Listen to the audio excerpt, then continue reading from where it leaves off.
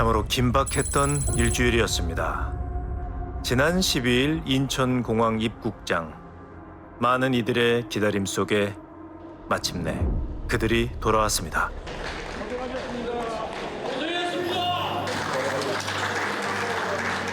집에 가서 뭐 하고 싶으세요?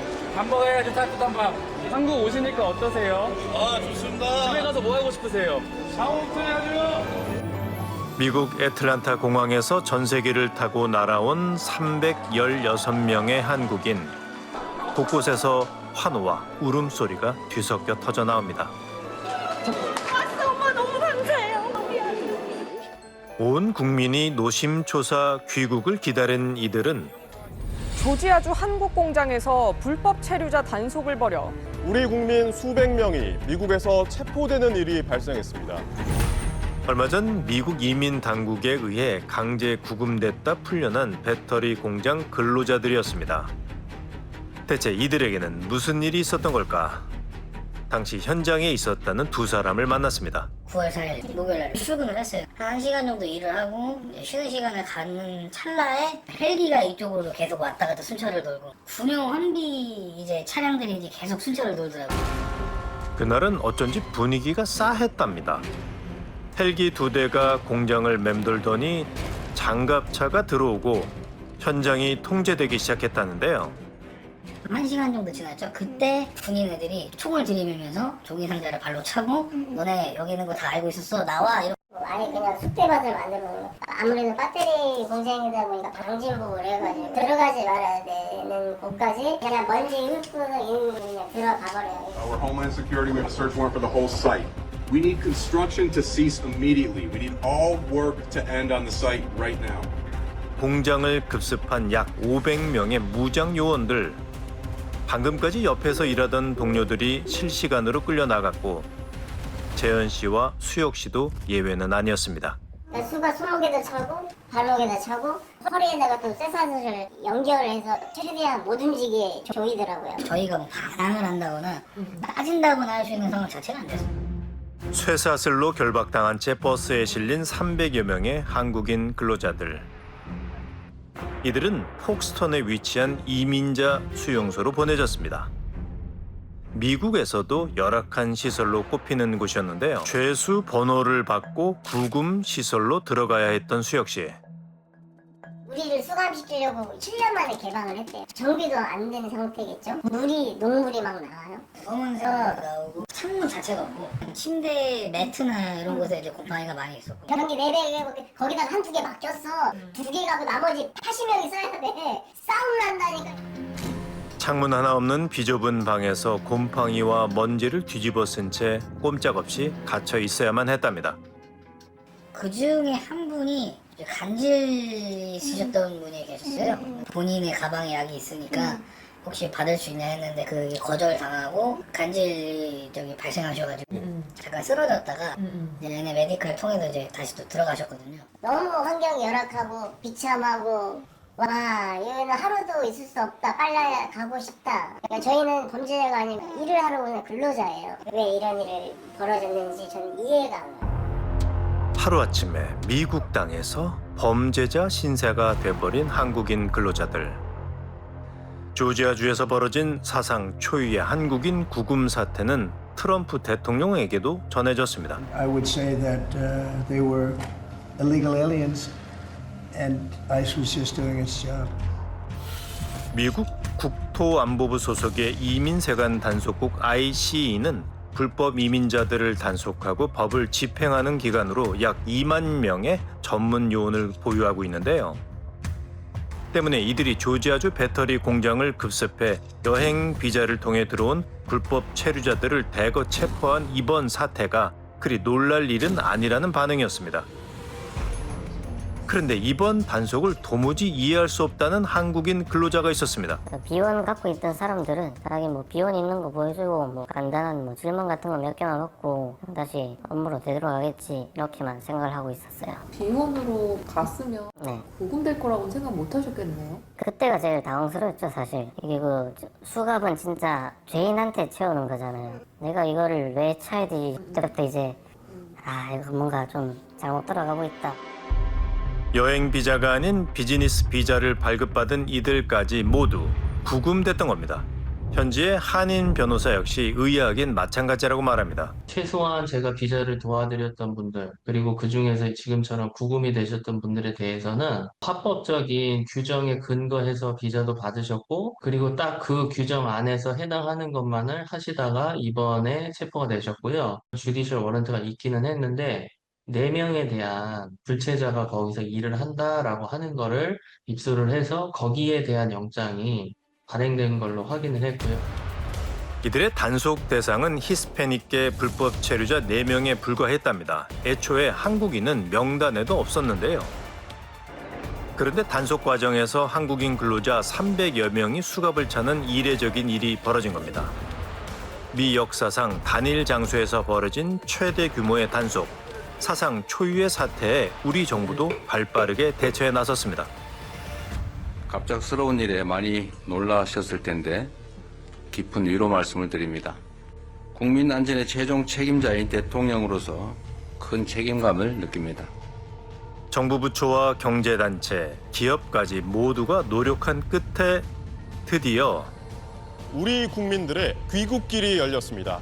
정부는 전세기가 내일 애틀랜타로 출발한다고 밝혔습니다. 석방 소식은 수용소에 갇힌 근로자들에게도 전해졌는데요. 저희가 화요일날 저녁에 다 파티를 했단 말이에요. 유일한 제 생명줄 라면. 한인회에서 저희를 위해서 그렇게 지원을 해줬더라고요. 그래서 이제 파티를 다 했는데 이제 수요일날 7시 30분쯤에 ICE 이제 대표격인 사람이 나와서 화를 내는 겁니다. 막 저희한테. 그러면서 저희하고의 협상이 틀어져서 너네 집에 못 간다. 진짜 하늘이 무너지는 거였다, 하늘이. 한국인 근로자들은 이 사태에 대해 짐작가는 바가 있다고 말합니다. 얘네들이 일단 실적을 내기 위해서 일단 잡고 보자요. 여기 한국인들이 일하는 곳이라는 걸 알고 들어온 거잖아요. 돌아다니면서 사냥하듯이 야 저기 사람 있다. 저희들 막 공포에 떨고 있어. 단순히 실적을 올리기 위해 눈에 띄는 대로 근로자들을 잡아들였다는 이들의 주장은 근거가 있는 얘기일까? 그런데 취재 도중 우린 한인 유학생으로부터 뜻밖의 얘기를 들을 수 있었습니다. 이제 걔네들이 임의적으로 내가 SNS에 무슨 글을 올렸나 이런 것들을 좀 조회를 한다는 이야기가 많아요. 어떤 학생이 SNS에다가 자기가 어떤 시위에 나갔던 흔적을 남겨놓은 거예요. 근데 그 학생이 그냥 어느 날 길을 가고 있었는데 그 이민 단속국 직원들이 와가지고 임의로 이렇게 체포해가는 사건이었거든요. 미국에 우호적이지 않다는 이유로 유학 비자를 취소할 수 있다는 그런 위협의 제스처를 막 취하는 거죠. 미 정부는 대학가 반이스라엘 활동으로 300명 이상의 비자가 취소됐다고 밝혔습니다. We gave you a visa to come and study and get a degree, not to become a social activist that tears up our university campuses. And if we've given you a visa and then you decide to do that, we're going to take it away. 막강한 권한을 가진 ICE는 이민자들에게 그야말로 공포의 대상이랍니다. 때론 법적인 절차를 무시하고 때론 인권 침해라는 비판을 받으면서까지 이들은 대체 왜 이렇게 과격한 행보를 보이는 걸까요? 그러니까 이민국이 정치적 성과를 내고 싶었던 것 같아요. 트럼프 행정부가 강력한 이민 규제 정책을 활성화하고 있기 때문에 성과를 내야 된단 말이에요. 하루 할당량, 체포 할당량을 주고 체포하는 그 부분에 대해서 인센티브도 주고 이런 부분들이 국토안보부 산하 아이스에서 공공연히 이루어졌단 말이에요. 최우선 과제로 불법 이민자 추방을 내세웠던 트럼프 2기 행정부. We will stop the invasion of illegals into our country. We will not be conquered. 트럼프 행정부가 연간 100만 명의 불법 이민자를 추방하겠다고 선언함과 동시에 ICE를 강하게 압박하기 시작한 것으로 알려졌는데요.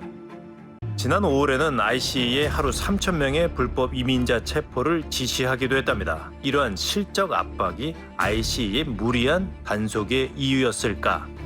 그렇다면 궁금합니다. 조지아주에 있는 한국 공장은 왜 ICE에 타깃이 됐을까요? 조지아에서 이 공장이 들어서고 또 기업이 투자를 시작한 것에 있어서 굉장히 정치인들과 언론을 통해서도 많이 이야기들이 됐었고 모두에게 어떻게 보면 좀 자랑스러운 결과물. 왜 조지아 한국 생산 시설이었을까? 그거 보면 바이든 대통령이 굉장히 해외 투자 유치했다고 굉장히 홍보했던 그 부분. 이런 부분은 어느 정도 고려될 가능성, 개연성은 있다고 보죠. 여러 가지 후보군이 있을 미국 국내 정치적으로 민주당의 유산이 있는 곳, 이런 곳을 골랐을 수는 있죠. 단순한 불법 체류자 단속을 넘어 정치적인 의도가 반영된 결과라는 이야기가 나돌고 있는데요. 합법 체류자 신분으로 억울하게 구금됐던 근로자들은 석방 과정도 순탄치 않았다고 말합니다. 간수들이 어떤 말을 하냐면은 이들이 선택지가 2개가 있는데 너희들은 진짜 억울하거나 하면은 그 법정 싸움을 요 안에 구금된 상태에서 할 수 있는데 그거는 뭐 몇 주가 걸릴 수도 몇 달이 걸릴 수도 있다. 뭐 소송을 하든 뭘 하든 한국 가서 하자 그냥 그렇게 생각하고 다 이제 서명을 했던 거죠. 정부 간 교섭이 끝나고 자진 출국서에 서명하고 나서야 고국 땅을 밟을 수 있었던 한국인 근로자들. 미국에서 체포된 지 185시간 만이었습니다. 시설을 구축하고 돌리는데 필요한 인력들을 잡아가가지고 공장 만드는 거 지연시키고 결국 이게 또 저희도 손해지만 미국도 손해잖아요. 현재 조지아주의 해당 공장은 가동을 전면 중단한 상황. 한국인 근로자들이 정치적 희생양이 됐다는 비판의 목소리가 거세지며 국내에선 미국 기업에 대한 불매 운동이 시작됐습니다. 낯선 땅, 낯선 법 앞에서 속수무책 끌려가야 했던 사람들. 사태는 일단락됐지만 불안은 여전히 남아있다고 말합니다. 미국 입장에는 추방이에요. 기록이 남아있을 거란 말이에요. 너 그때 조지아 너 뭐 9월 며칠 날 너 추방당했었네? 너 다시 가. 그럼 무조건 가야 되는 거야. 제가 뭐 다음에 미국 와가지고 출입국심사 통과하기 전까지는 모르는 거죠. 어느 정도 불안감은 남아있는 거죠. 지난 14일 서울에서 열린 외교회담에서 미 국무부 부장관은 이번 사태에 깊은 유감을 표하며 재발 방지를 굳게 약속했는데요. 트럼프 대통령 역시 자신의 SNS에 외국 기업의 전문 인력들이 미국에 올 수 있도록 신속히 돕겠다는 글을 남겼습니다. 단 일주일 사이에 달라진 미국의 태도. 한국 같은 또 핵심 동맹국에 대해서 이런 식으로 극단적인 체포 활동을 하는 것이 미국에 부합하느냐. 어떻게 해외 기업들이 미국을 믿고 대규모 투자를 하겠느냐. 그럼 미국의 경제에 악영향을 미치는 거고.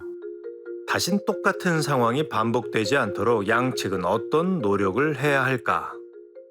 예를 들면 싱가포르 같은 경우에는 FTA 하면서 싱가포르에는 특별적으로 똑같이 그런 취업 비자, H1 비자를 그냥 할당을 줬을 거예요. 그런 특별 비자에 대한 논의가 계속 있다 보니 그래서 우리나라를 위해서만이라도 비자 제도 자체에서도 좀 명확하게 제도화가 다시 또 필요한 것 같아요. 멀고 낯선 땅. 하루아침에 죄수가 된 이들은 가정을 위해 묵묵히 일하던 가장이자 누군가의 소중한 가족이었습니다.